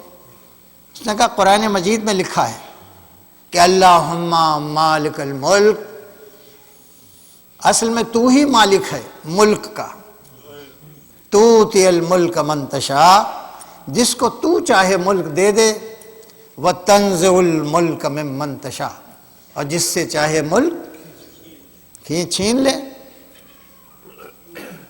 اب سب دیکھ رہے ہیں۔ کہا کہ تمہیں تو یقین ہے نا کہ اللہ نے ہمیں ملک دیا تھا، اس میں کوئی شک تو نہیں ہے؟ یہ محل کس کا، یہ تخت کس کا، یہ تاج کس کا، یہ رعایا کس کی، یہ آرمی کس کی، یہ فوجیں کس کی، یہ ایسے غلام کس کے جو اپنا کمر میں سنہرا پٹکا لگائے ہوئے ہیں؟ میری حکومت کو جانتے ہو، لہذا اس میں تو کوئی شک نہیں کہ اللہ نے ہمیں ملک دیا، اور اس میں بھی کوئی شک نہیں کہ اللہ نے حسین سے ملک چھین لیا۔ کچھ نہیں دیا ان کو، کچھ نہیں تھا ان کے پاس۔ تو اب تم انصاف سے بتاؤ کہ ہمیں حق تھا کہ نہیں تھا کہ ہم حسین سے بیعت لے لیں؟ حق حسین کو چاہیے تھا کہ ہماری بیعت کرتے ہیں۔ اب سب خاموش ہیں، غور مارے۔ اس کے بعد اس نے کہا کہ اسی آیت میں آگے یہ بھی لکھا ہوا ہے کہ تعز من تشاء وتذل من تشاء، جس کو تو چاہے عزت دے، جس کو تو چاہے ذلت دے۔ تو یہ عورتیں جو اسیر ہو کے آئیں اگر یہ بیعت کر لیتی تو ہم ان کو کبھی اسیر نہ کرتے، ان کو کبھی ذلیل، کبھی رسوا، کبھی ان کی تشہیر نہ کرتے، مگر نہیں کی تو قرآن نے ہمیں جواز دیا، قرآن نے ہمیں اجازت دی، قرآن نے ہمیں ایک طریقے سے یہ اجازت دے دی کہ ہم ان کو ذلیل کریں اور رسوا کریں۔ اب دیکھیے، ذرا سا رک جائیے گا، سوچئے گا، کتنی جامع بات کر دی، کتنا لاجیکل آرگومنٹ دے دیا۔ اب ذرا تصور میں، جیسے ہی یہ بات کی یزید نے، اور سب قریب ایک طریقے سے اس سے اتفاق کرنے لگے کہ ہاں صحیح تو کہہ رہا ہے یزید، ویسے ہی قیدیوں کے حلقے سے ایک بلند قامت ایک عورت بلند، اور اس نے ابھی کھڑی ہوئی ہے، ابھی کہا نہیں کچھ، لیکن اس کے کھڑے ہونے کے انداز میں اتنا اعتماد، اتنا کانفیڈنس تھا کہ لکھنے والوں نے لکھا کہ خیبر میں علی کیا کھڑے ہوئے ہیں، جیسے دربار شام میں زینب کھڑی ہو۔ زینب نہیں کھڑی۔ اب جو امبیسڈرز تھے انہوں نے دیکھ کے سمجھا اس کے پاس اگر کوئی بڑی صداقت، سچائی نہ ہوتی تو اس کانفیڈنس سے نہیں کھڑی ہو سکتی۔ پردیس، دھوپ میں تپتا ہوا چہرہ، سر پہ ردا نہیں، بازوؤں میں رسن، ایک حاکم کے سامنے کھڑی ہے، آزاد نہیں ہے، قیدی ہے، کس اعتماد کے ساتھ کھڑی ہو گئی۔ لہذا جتنے امبیسڈرز تھے سب منتظر تھے کچھ کہے کچھ کہے کچھ کہے، اس لیے کہ کھڑے ہی ہو کے دلوں کے اندر اپنی صداقت کا سکہ بٹھایا۔ اب زینب یزید کی طرف فرماتی، اے یزید، اسی قرآن سے وہ آیت کیوں نہیں پڑھتا جو تیرے لیے آئی ہے؟ اب سب متوجہ ہو گئے، اور یزید بھی ایک دم سے بالکل جیسے ہکا بکا رہ گیا، سسپنس اس کے اوپر طاری ہو گیا، سب دیکھنے لگے۔ کہا کہ قرآن سے وہ آیت کیوں نہیں پڑھتا جو تیرے لیے آئی؟ سنیے گا آیت، لا تحسبن الذین کفروا بآیات اللہ انما نملی لہم خیر لہم۔ بہت توجہ دیجیے گا، خبردار وہ لوگ گمان بھی نہ کریں، سوچے بھی نہیں، جنہوں نے آیات الہی کا انکار کیا کہ ہم نے جو تھوڑی سی ان کو مہلت دے دی ہے وہ ان کے حق میں خیر ہے، ان کے حق میں خیر۔ انما نملی لہم لیزدادوا اثما، اس لیے مہلت دی اور زیادہ گناہ کر لیں اور زیادہ ظلم کر لیں۔ وَلَهُمْ عَذَابٌ مُّهِينٌ، یہ کیا ذلیل کرے گا؟ ہم نے ان لوگوں کو ذلیل کرنے کا، مہین کے معنی اہانت سے بھرے ہوئے عذاب کو تیار کر رکھا ہے۔ کیا کہہ دیا زینب نے؟ کہہ دینا بہت آسان ہے۔ کیا کہا زینب نے کہا کہ اس آیت تیرے لیے ہے، یہ تو جو مہلت کو ایک حکومت سمجھ رہا ہے، اور یہ کہنے کے بعد اس قیدی عورت نے اپنے کاندھوں پر، جس کو کہتے ہیں برڈن آف پروف، اس بات کا بوجھ رکھ دیا کہ اگر ہم نہ ثابت کر سکے تو ہم ہار گئے۔ اتنی بڑی حکومت کو مہلت ثابت کرنے کے لیے علی کی بیٹی نے کیا کیا؟ یہ اس سے بڑا معجزہ ہے کہ ڈوبے ہوئے سورج کو کوئی پلٹا۔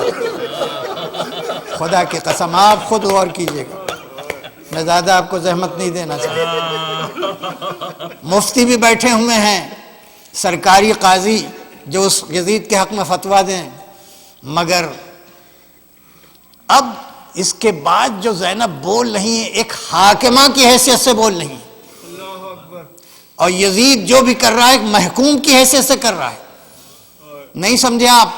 یعنی جو کہا تھا کہ اصل میں حکومت ہمیں دی ہے، یہ تو مہلت ہے، اب جو کر رہی ہوں اس کے اوپر ایک محکوم کی طرح سے عمل کر رہا ہے۔ زینب نے کہا کہ اپنے محل میں ایک جگہ خالی کرا، کہہ دیتا یزید ہم نہیں خالی کریں گے، مگر اس طرح سے خالی کرا رہا ہے جیسے خود محکوم ہے، زینب حاکمہ ہے۔ ایک بار خالی جب کرایا وہاں گئی، جانے کے بعد دیکھا کہ شاہی فرش بچھا ہوا ہے، پھر حاکمہ کی طرف سے اٹھاؤ اس فرش کو، اس لیے کہ میں نے اپنے بھائی کو خاک و خون بنا، میں اپنے بھائی کا ذکر ایسے شاہی فرش پہ نہیں کروں۔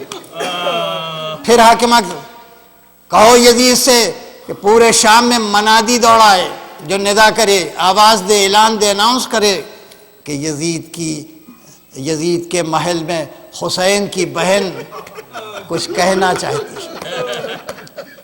روک دیتا منادی، مگر بھیجنا پڑا۔ اس میں بھی انسٹرکشن ہے، خبردار بالا خانے پر کوئی مرد نہ آنے پائے۔ عورتیں چلی آ رہی ہیں یزید کے محل میں، اور اس کے بعد ایک دو گھنٹے کے لیے نہیں، ایک ہفتے تک فرش پر زینب نے ذکر کربلا کیا، ذکر حسین، اور خدا کی قسم دنیا کو کوئی ذاکر ملے مگر زینب کے برابر نہیں ہو۔ کتابوں میں پڑھ کے ذکر کر لینا اور ہے، اپنی آنکھوں سے شہیدوں کی شہادت کو دیکھ۔ بھئی یہ لکھا ہے، پہلا دن آیا، زینب نے اپنی زبان سے اپنے مصائب بیان کیے، اس کا اثر یہ ہوا اتنا گریہ بلند ہوا کہ محل کی چھت سے ٹکرا رہی تھی گریہ کی آواز۔ دوسرا دن آیا، تیسرا دن آیا، دھیرے دھیرے جب سینوں میں بھر دیا ذکر حسین کو، صبر حسین کو، تو اب وقت تھا کہ اب وہ شبیہیں منگا لی جائیں، بالکل ایک حاکم کی حیثیت سے، جیسے اب یزید جو ہے بالکل صفر ہو چکا ہے۔ کہا کہو یزید سے کہ وہ شہداء کے سر بھیج دے۔ اب وہاں سے سر چلا آ رہا ہے۔ جب سر آ گیا تبھی تک جو زبانی بتا رہے، اے بیبیو، جس علی اکبر کا ہم نے کل ذکر کیا تھا اس کی ماں موجود ہے، جس قاسم کا ذکر کیا اس کی ماں موجود ہے۔ ایک ایک کو پرسہ دیتی چلی جا رہی، لکھا ہے کہ ہر ایک کو دکھاتی چلی گئی، یہاں تک کہ ایک بہت ننھا سا سر آیا، اس کی ماں بھی موجود ہے۔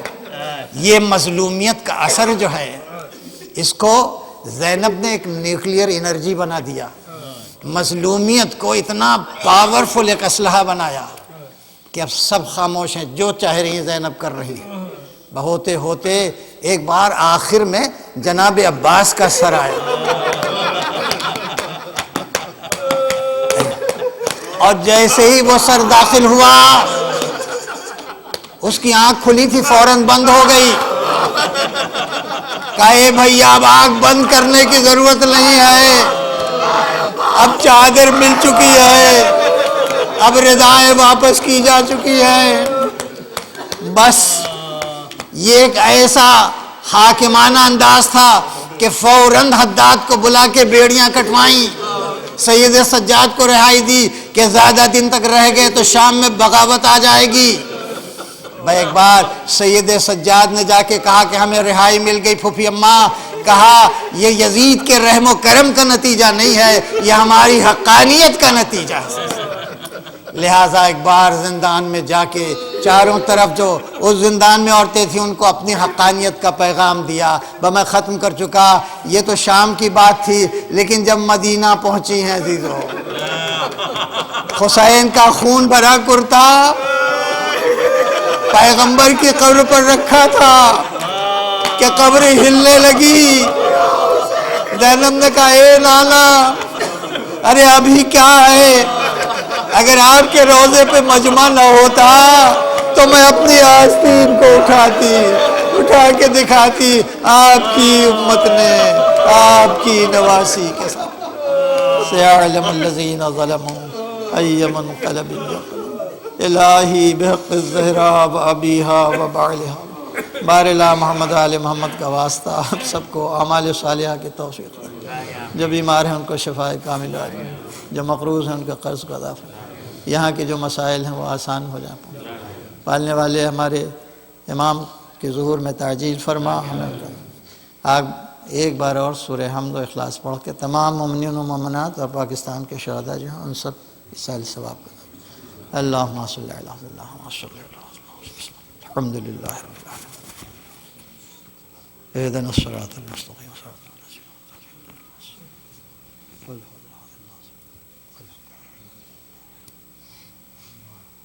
عليهم. ربنا تقبل منا ماتم حسین.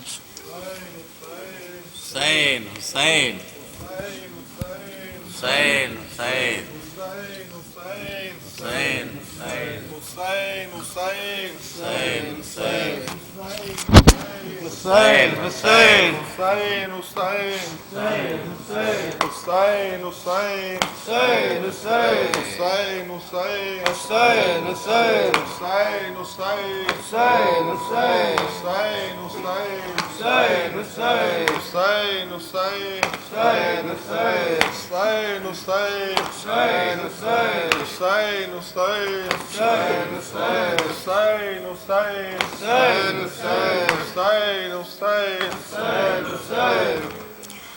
مظلوم برادر، مظلوم برادر، واویلا صد واویلا، واویلا واویلا واویلا واویلا واویلا واویلا واویلا. زینب کی یہی تھی آہ بکا، زینب کی یہی تھی آہ بکا. کیا ظلم ہوا ہے کرب و بلا، کیا ظلم ہوا ہے کرب و بلا. مہمان بلا کر لوٹ لیا، مہمان بلا کر لوٹ لیا. کیوں میرا بھرا گھر، کیوں میرا بھرا گھر، واویلا صد واویلا واویلا واویلا واویلا. جبرن کو سدھارا ابن حسن، جبرن کو سدھارا ابن حسن. اور ٹکڑے ہوئے سب اس کا بدن، اور ٹکڑے ہوئے سب اس کا بدن. زینب سے یہ بولے شاہ زمن، زینب سے یہ بولے شاہ زمن.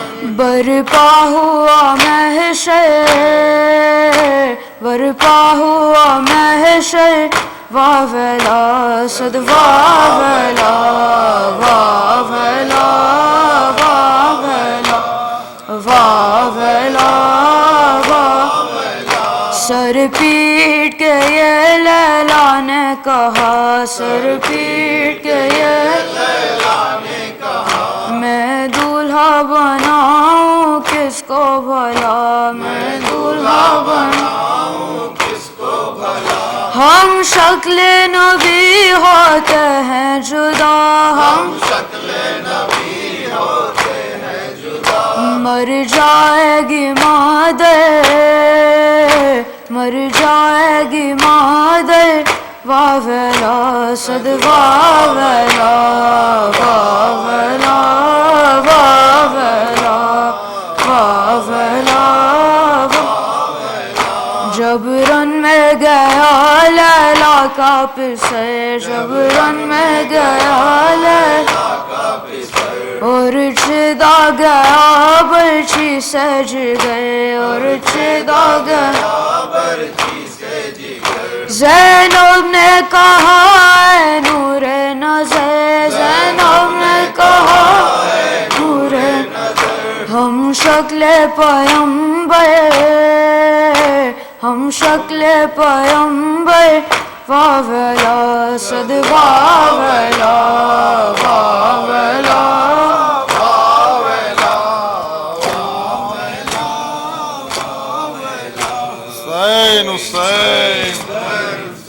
حسین حسین حسین حسین حسین حسین حسین حسین حسین حسین ہائے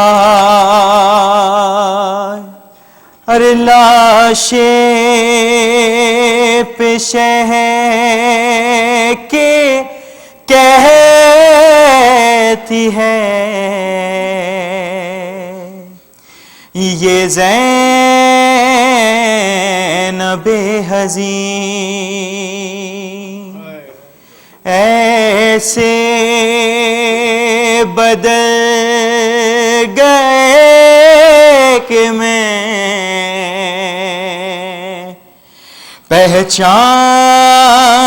پہچانتی نہیں بنت رسول پاک کے تم نور عین ہو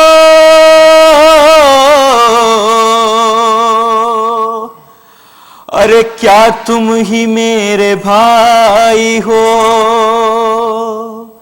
کیا تم حسین ہو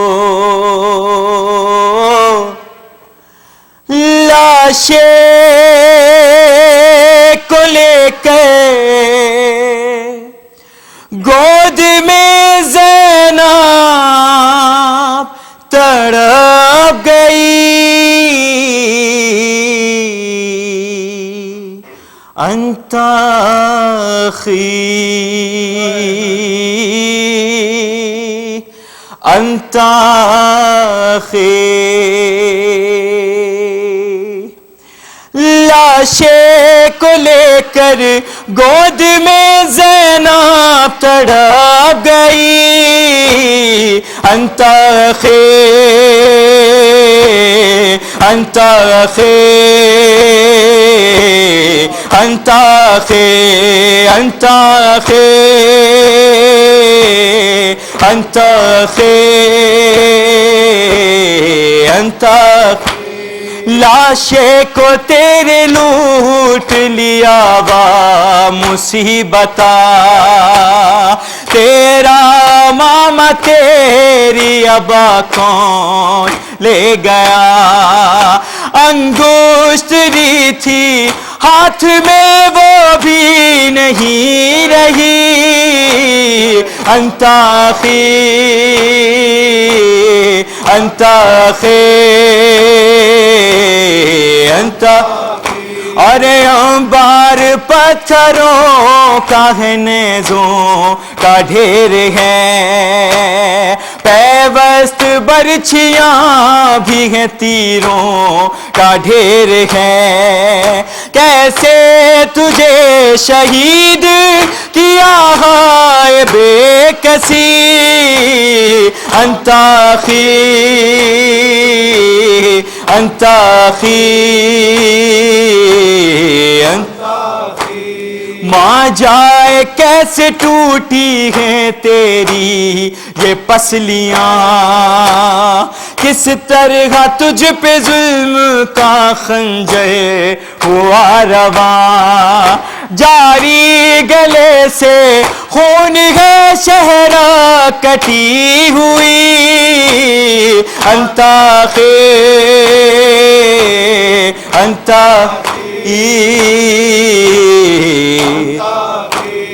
تجھ سے نہ جانے کون سا بدلہ لیا گیا سر ہے الگ بدن ہے الگ ہاتھ ہے جدا تقسیم رن میں ہو گئی محنت بطول کی انت اخی انت اخی انت اور تیروں کو برچھیوں کو بدن سے نکال دے، اتنا نہیں کہ کوئی ردالا کے ڈال دے، بے وارثوں کی مثل ہے میت رکھی ہوئی، انت اخی انت اخی ارے اس پر یہ ظلم جو تھا دل فاطمہ کا چین، عباس جس کا بھائی تھا تو ہے وہی حسین، کیسے یقین آئے بھلا ماں جائی کو تیری، انت اخی انت اخی بھائی بہن کی ہائے تکلم یہ بے کسی، میں ہوں تیرا حسین سبیاب صدا یہ تھی، کہتے ہوئے یہ لاش سے زینب لپٹ گئی، انت اخی انت اخی انت اخی انت اخی انت اخی حسین حسین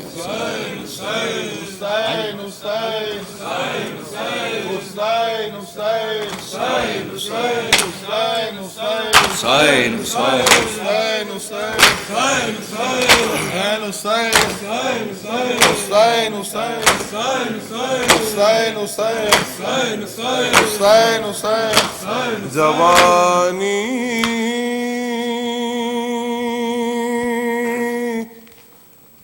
تو علی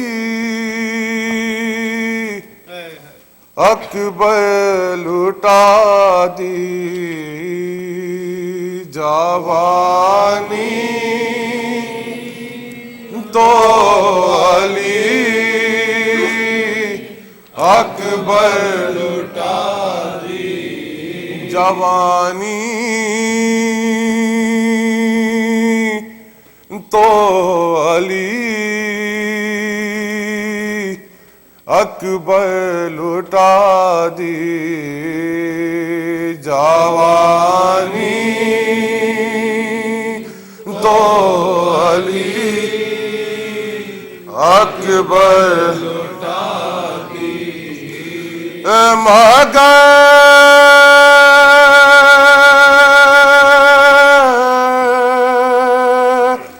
اسلام کی قوت بڑھا دی، جوانی تو علی اکبر لٹا دی، اور آزادارو تمہارے آنسوؤں نے،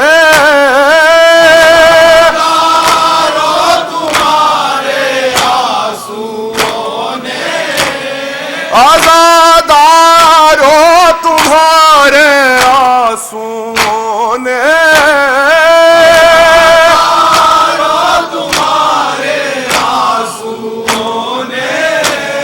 بہشت و خلد کی قیمت بڑھا دی،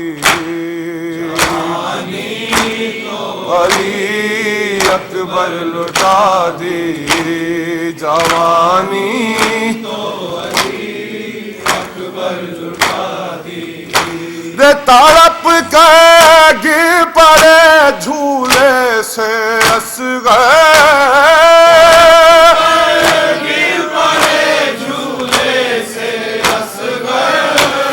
تڑپ کے گر پڑے جھولے سے اصغر،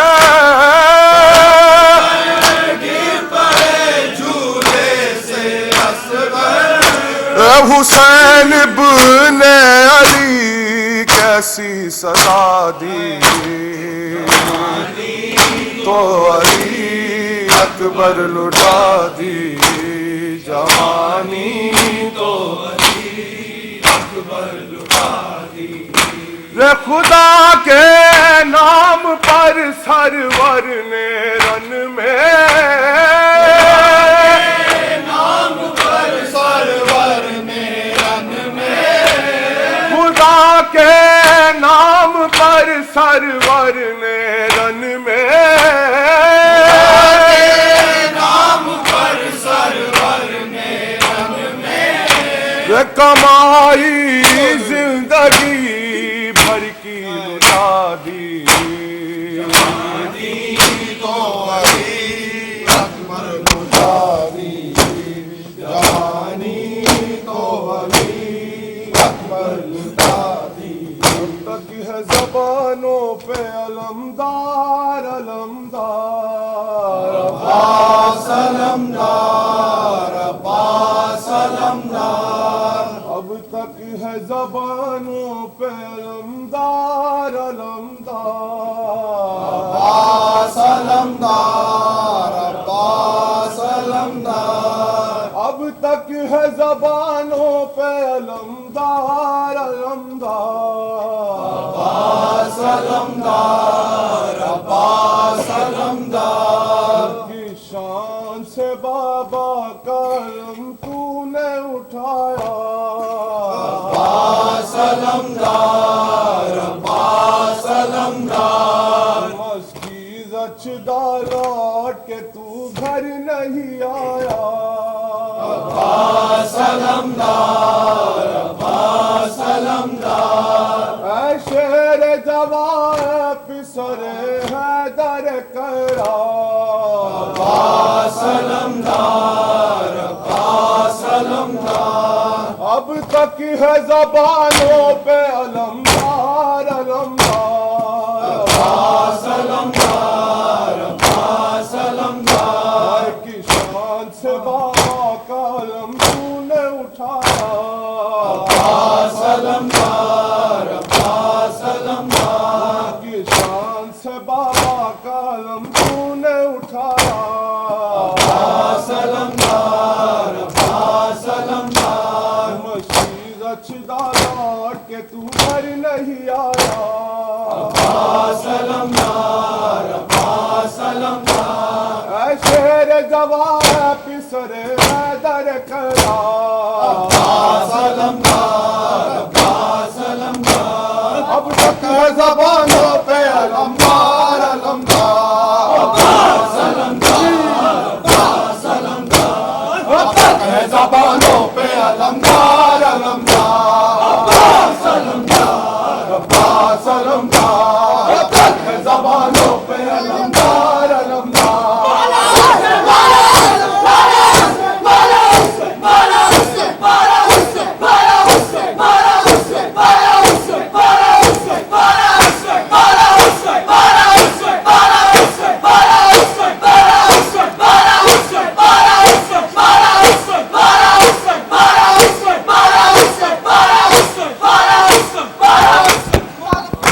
اللهم صل علی